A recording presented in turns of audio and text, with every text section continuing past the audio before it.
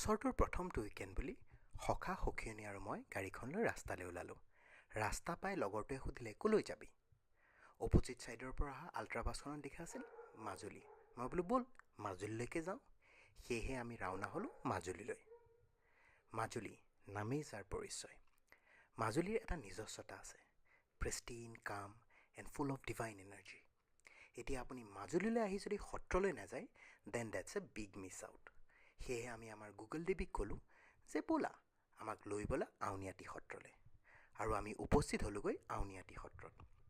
1653 চনত প্ৰতিষ্ঠা হোৱা আউনীআটী সত্ৰৰ প্ৰতিষ্ঠাপক সত্ৰাধিকাৰ আছিল শ্ৰী শ্ৰী নিৰঞ্জন দেৱগোস্বামী।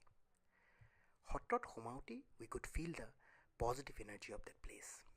আমি ধুনীয়াকৈ ভগৱানৰ সন্মুখত মূৰ দোৱাই সত্ৰৰ বিভিন্ন বস্তু চাবলৈ আৰম্ভ কৰিলোঁ।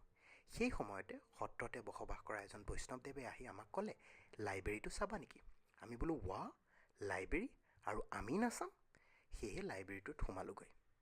লাইব্ৰেৰীৰ ভিতৰত বিভিন্ন আপুৰুগীয়া বস্তু সুন্দৰভাৱে সংৰক্ষিত কৰা হৈ আছিল, আৱাৰ ৰিচ হেৰিটেজ।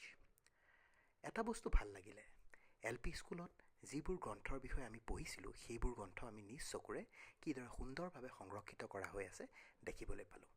তাৰ পৰা ওলাই আমি সত্ৰৰ সৌন্দৰ্যতাত ডুব গৈ থকাৰ সময়তে বেলিটোলৈ চকু গ'ল আৰু দেখিলোঁ বেলিটো ডুবু ডুবু।